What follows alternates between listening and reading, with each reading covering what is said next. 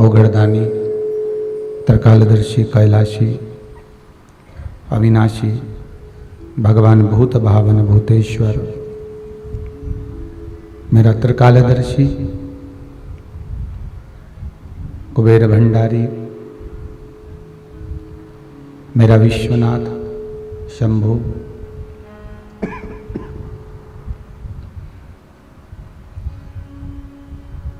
बाबा विश्वनाथ की कृपा से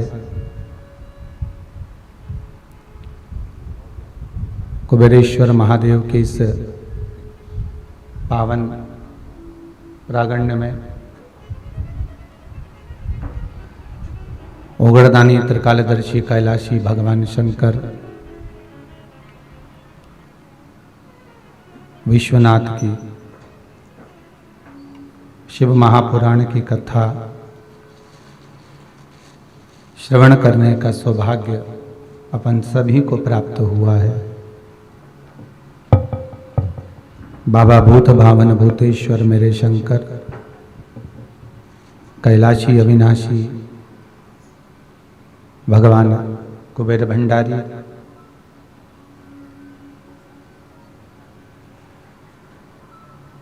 देश विदेश में विराजमान होकर टीवी चैनल के माध्यम से निरंतर शिव महापुराण की कथा श्रवण करने का सौभाग्य अपन सभी को प्राप्त हुआ।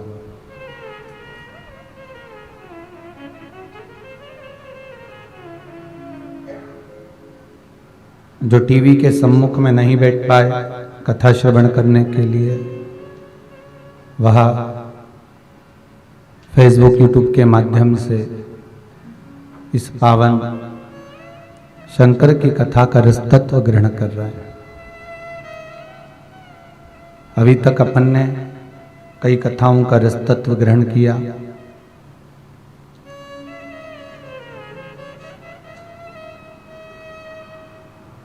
जिसमें यजमान तो आना नहीं हुआ, पर 3 कथा ऐसी रहीं जिसमें ऑनलाइन कथा में यजमान पधारे, और चौथे नंबर के हमारे फरीदाबाद से, हरियाणा से श्री प्रवीण जी पारासर, श्रीमती हेमलता जी पारासर मुख्य यजमान के रूप में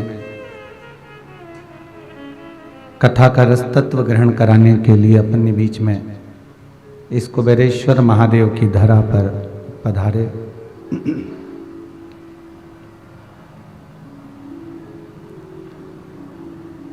पाराशर जी, आप चौथे नंबर के यजमान हैं जो यहाँ पधार कर कथा का रसतत्व ग्रहण करा रहे हैं। पूरे लॉकडाउन से लगातार शायद ही कुछ ही समय रहा हो, 2-4 दिन का गैप या 4 दिन 3 दिन का गैप, जिसमें कथा नहीं हुई हो, और सभी टीवी चैनलों के माध्यम से इस कथा का रसतत्व पूरी विश्व ने श्रवण किया। भगवान शंकर ओगड़दानी, त्रिकालदर्शी, कैलाशी, अविनाशी मेरा शिव,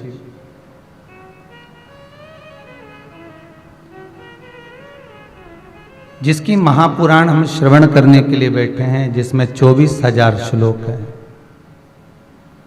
12 संहिता हैं।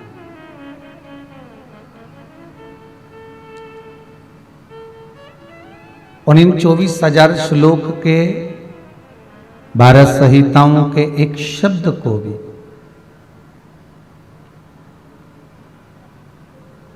एक मात्र अक्षर को भी हम हमारी जिंदगी में अगर उतार लेते हैं तो हमारा जीवन अपने आप ही सार्थक हो जाता है।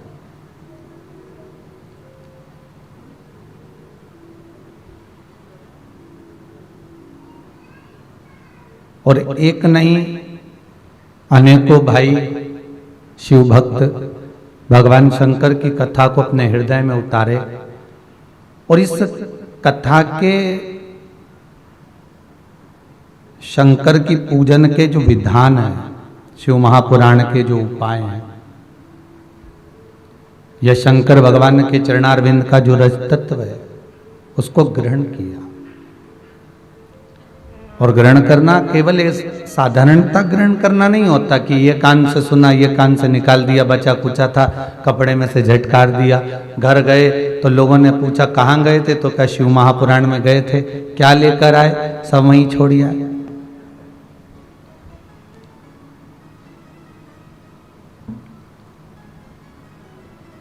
शिव महापुराण के अंतर्गत तो प्रसाद बांटने का भी विधान नहीं है हमारा।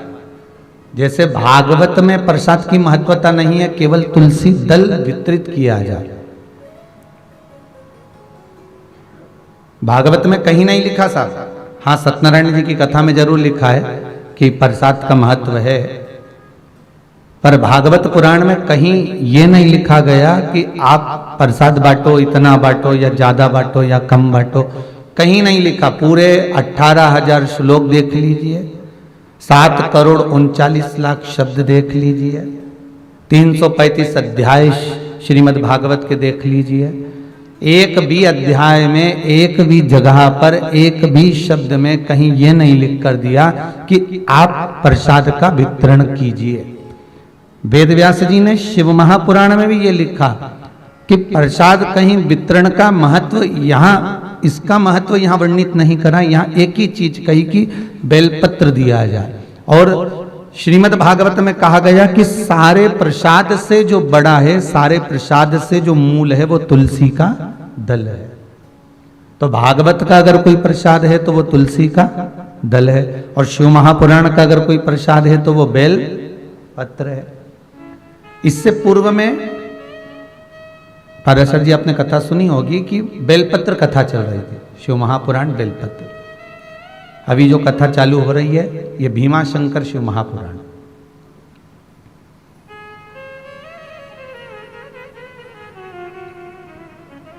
पता नहीं भीमाशंकर शिव महापुराण कैसे निकल गई है।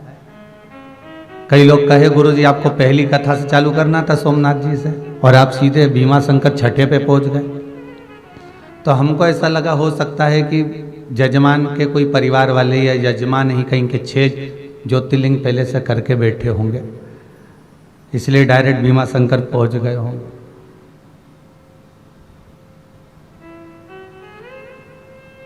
कहीं कहीं बाबा की कृपा भी होती है। बेलपत्र शिव महापुराण में कहा गया कि अगर कोई के प्राण छूट जाते हैं, मान लो किसी के प्राण अगर चले भी गए, तो शिव महापुराण की कथा कहती है, स्वयं स्कंद पुराण कहती है, स्वयं अग्नि पुराण कहती है, लिंग पुराण कहती है, नर्मदा पुराण कहती है कि अगर मान लो किसी के प्राण छूट भी गए, प्राण चले भी गए, तो वो जो जीवात्मा को लेकर जा रहे हैं राम नाम सत्य कहते हुए, और किसी वो जीवात्मा ने जिंदगी में कोई पुण्य करा ही नहीं, कोई सत्कर्म करा ही नहीं मान लो, पर उसने उस जीवात्मा को ले जाते अगर मान लो कहीं बेलपत्री का पेड़ मिल गया और उस बेलपत्री के पेड़ की छांव उस जीवात्मा पर पड़ जाती है, तो शिव महापुराण की कथा कहती है कि पापी से पापी जीव भी कैलाश अधिपति के धाम में पहुंच जाता। इतना भाव तत्व उस बेलपत्र के वृक्ष का है। थोड़ा सीटी दे रहा है, उसको देख लो बात। बेलपत्री के वृक्ष का इतना महत्व है, उसकी महत्वता इतनी वर्णन करी गई। तो जरा विचार करिए कि शंकर भगवान के पास हमें जाने पर कितना सुख मिलेगा। मात्र बेलपत्री के वृक्ष के नीचे से कोई अर्थी ही निकल कर चली गई।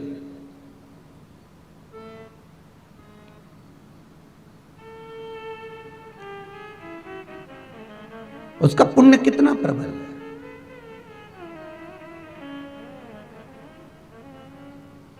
किसी ने एक पत्र लिखा था, यहां पत्र तो वाला नहीं लाए, लेटर आया है किसी का, भूसावल से उन्होंने किसी ने लिखा है, कोई विमल जी सोलंकी हैं, उन्होंने एक पत्र लिखा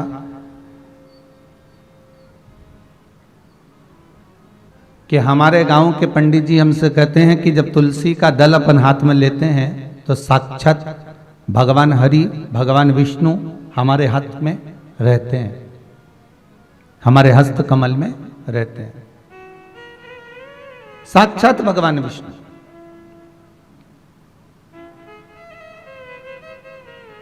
तो क्या शिव महापुराण के अंतर्गत ऐसा कोई वर्णन कहीं मिलता है कि बेलपत्र लेने पर साक्षात हरि हमारे हाथ में रहते हो?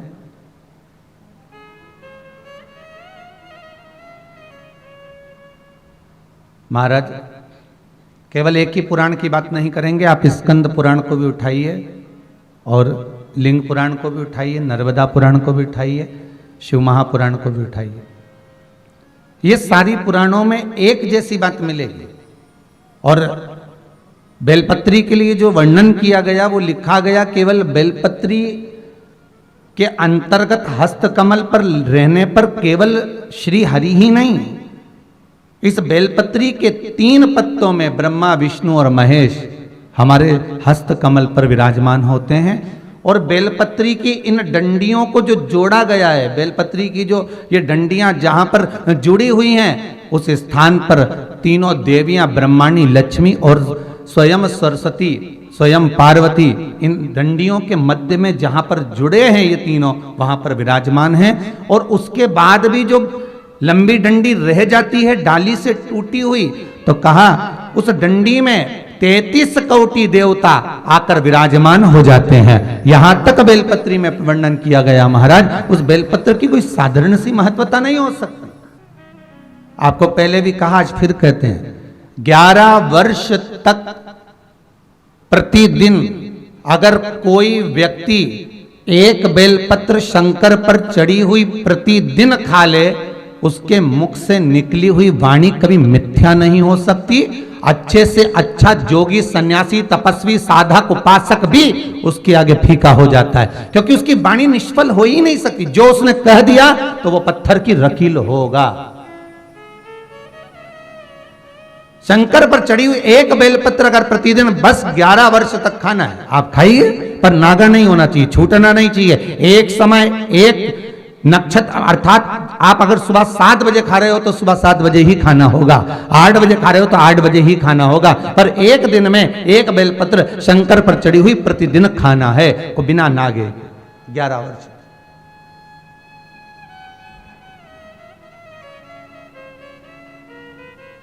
हम क्यों भटके साहब?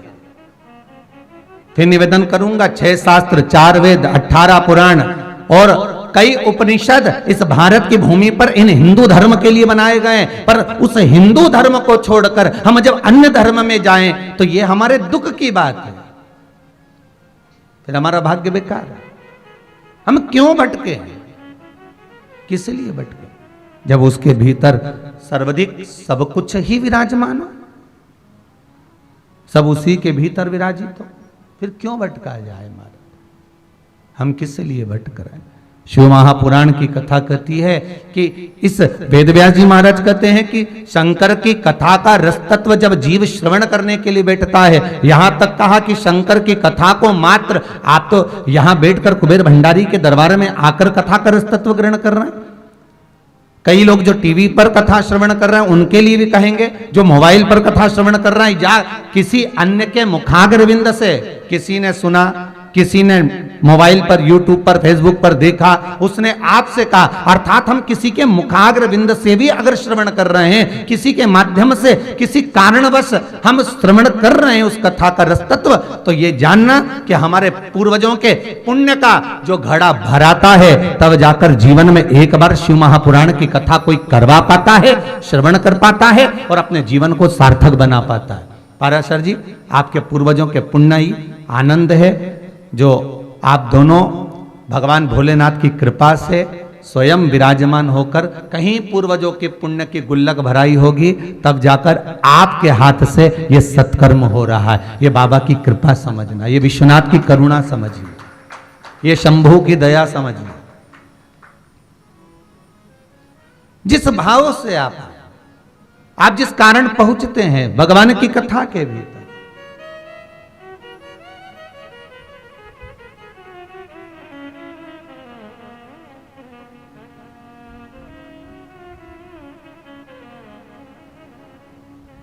कई लोग कहते हैं महाराज जी अब तो जरा ये कोरोना महामारी समाप्त हो गई है, अब हमको सबको आने की परमिशन दो। आप 50 लोगों को परमिशन देते हो, बाकी के सब रह जाते हैं। हमने कहा भाई बात इतनी सी है कि हम परमिशन तो दे दें, पर यहाँ पर व्यवस्था भी तो उतनी हो। महाराज बुलाने को सबको आमंत्रित कर दें, सब आ जाओ, पर उतनी व्यवस्था रुकने की, रहने की, आधिकाधिक व्यवस्था भी तो हो। महाराज जब शादी रहती है ना किसी के घर में, और वैसे कोई जाए और शादी में जाए, दोनों में अंतर है। हो वैसे ही कोई जाए ना तो उसके लिए तो कहीं अच्छी वीआईपी व्यवस्था रह जाती है, पर शादी में कोई आए ना, शादी में बुआ जी आई है, हाँ तो आइए तो आन दो, हल्दी का तिलक मिलक पहले लगा दें, चावल मावल लगा के अंदर प्रवेश कर लिया, और माताएं 2-4 गीत भी गा लेती है बड़े प्रेम से, बेन आई ननंद आई जो भी आया तो गीत मीत गा के अंदर तो ले आई। बस उसी समय पर जो गीत गाया, हल्दी का तिलक लगाया, चावल लगाया, बस उस समय पर लगाया, उसके बाद जाएगी उसी समय लगेगा।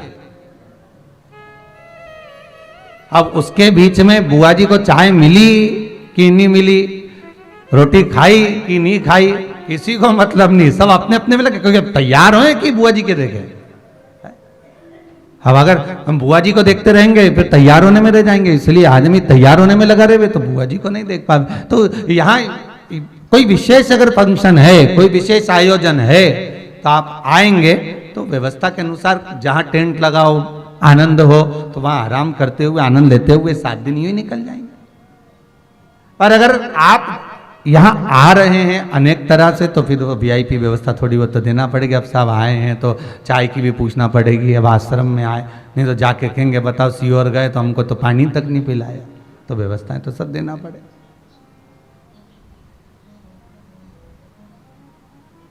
शिव कथा कह रही है, भगवान शंकर की पावन कथा कह रही है कि शिव महापुराण के एक एक शब्द, एक एक श्लोक, एक एक अक्षर, एक एक रस तत्व हमारे जीवन का सुख प्रदान करने वाला, बस उसको ग्रहण करने वाला हो महाराज।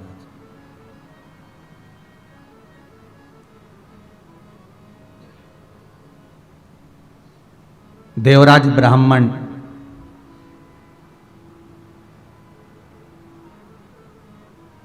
जिसने अपनी जिंदगी में कोई सत्कर्म नहीं करा था,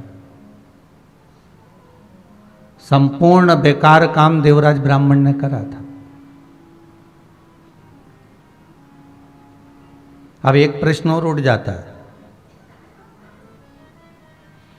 कोई भी कथा चालू होती है, चाहे सत्यनारायण जी की कथा हो, चाहे किसी भी देवी देवता की कथा हो, तो वो ब्राह्मण से चालू क्यों होती है?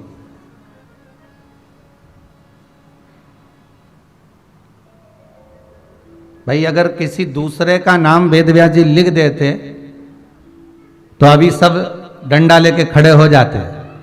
मात्र एक रेलवे स्टेशन पर लिखा हुआ था, ईमानदार बनिए, सज्जन बनिए, ज्ञानवान बनिए, व्यवहारिक बनिए, वाणी के मीठे बनिए, प्रबल बनिए, ये सब लिखा था। तो एक व्यक्ति ने उस बोर्ड को रेलवे स्टेशन पर देखा तो रेल विभाग वालों पर क्लेम ठोक दिया कि सब बनिए ही हैं, तो हम क्या है। अब उसने ये नहीं लिखा था कि बनियों के लिए लिखा, उन्होंने लिखा था कि ऐसे बनिए, पर उनको लगा कि बनिए।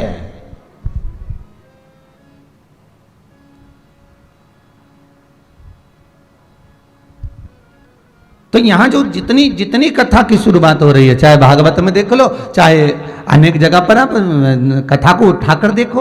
हमारा श्रीमद् भागवत भी जहां चालू होती है, आत्मदेव नाम का ब्राह्मण है, और शिव महापुराण जहां प्रारंभ हो रही है, देवराज नाम का ब्राह्मण, और सत्यनारायण जी की कथा चालू, एक गरीब ब्राह्मण। क्यों? क्योंकि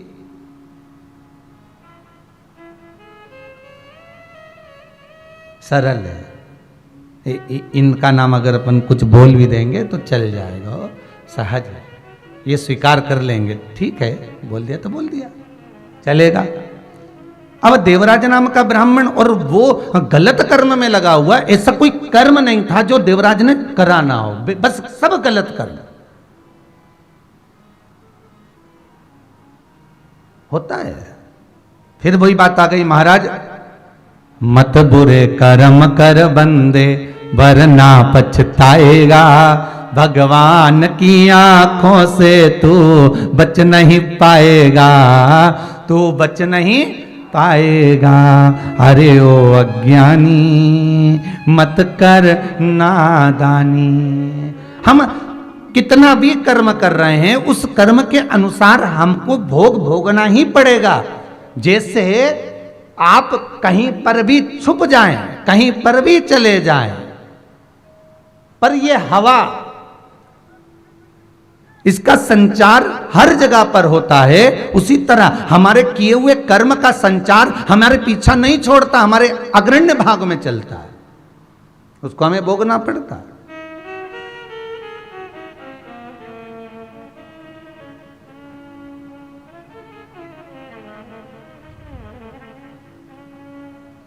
महाराज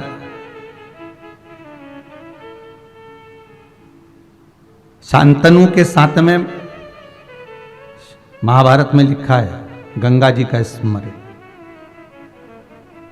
कई पुत्र हुए, गंगा जी ने ले जाकर सब पानी में डुबो दिए, सब।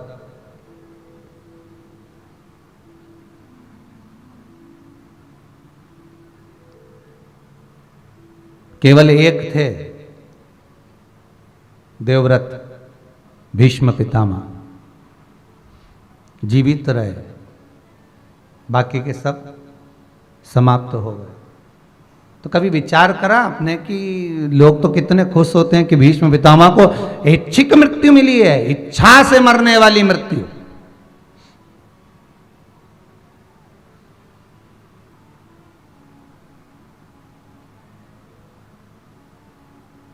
पर जिसकी उम्र बहुत ज्यादा होती है साहब, कोई 100 साल का व्यक्ति अगर आपको मिले, कोई 90 साल का, 99 साल का, 85 साल का कोई मिले, उससे मिलना, वो खुद कहेगा अब तो भगवान से विनती कर रहा हूं कि उठा ले। कभी मिलना आपको, विचार करिएगा।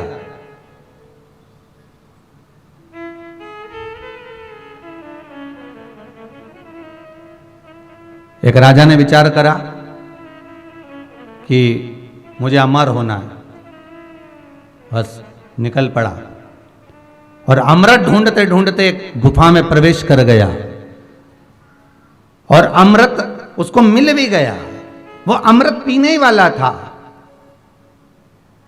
एक कौवा बैठा हुआ था। उस कौवे ने कहा, महाराज हाथ जोड़कर निवेदन है, आप अमृत मत पीना। राजा ने कहा कि ढूंढते ढूंढते मेरी जिंदगी हो गई, अमृत सामने रखा हुआ है और ये कौवा मुझसे कह रहा है कि अमृत मत पीना। कौवा जरूर मुझसे जलता होगा, ईर्ष्या करता होगा, तो मुझे मना क्यों कर रहा है? कौवे ने कहा, मेरी दशा देख लो, मेरे पूरे पंख टूट गए, पर उखड़ गए, केवल एक मांस का लोंदा बनकर पड़ा हुआ हूं, क्योंकि मैंने अमृत पी तो लिया, अमर तो हो गया, पर मेरा शरीर तो ढलेगा ना। आपको एक बात पहले कही थी कि अगर कोई आपको आशीर्वाद दे आयुष्मान भव, तो बिल्कुल कह देना साहब नहीं चाहिए, हाथ जोड़कर निवेदन करना, तुम्हारा आशीर्वाद तुम्हारे पास ही रखो।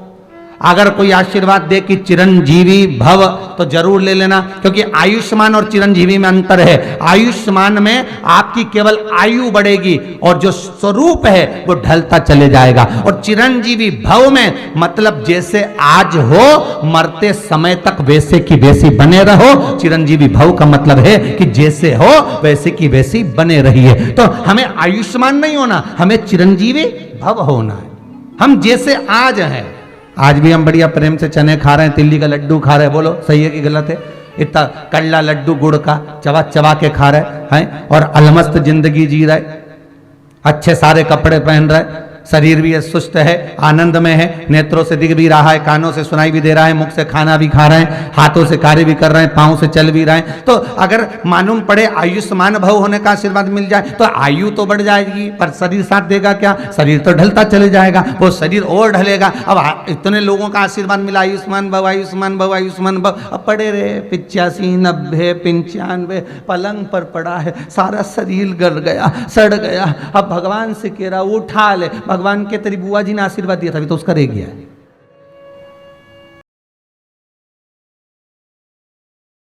अब भोग